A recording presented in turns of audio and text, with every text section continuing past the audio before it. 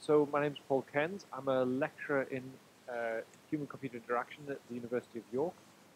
I've been teaching HCI at a master's level since 2001 when I moved to UCL. But before that, I was at Middlesex University as a lecturer in computer science.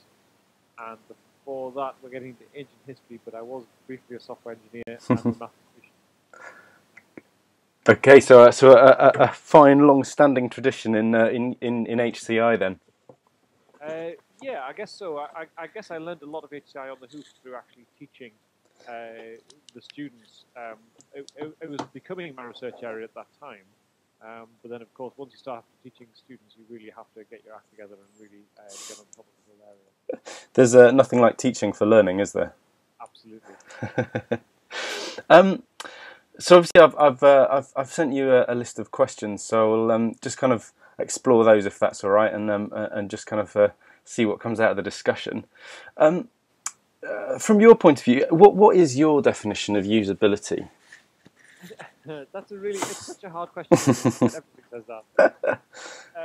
The thing about usability is that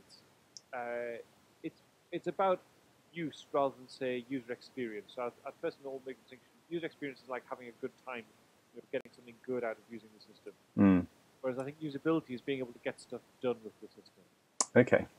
And for me, I've often sort of talked about this, and I think usability is actually a privative term.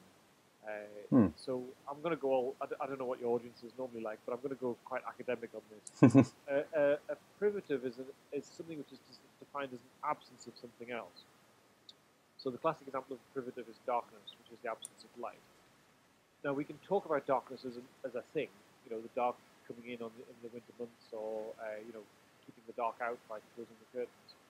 But of course, it's not what we're doing. We're shutting out the light. We're doing various things with light. But the point is, we talk about darkness as a real thing.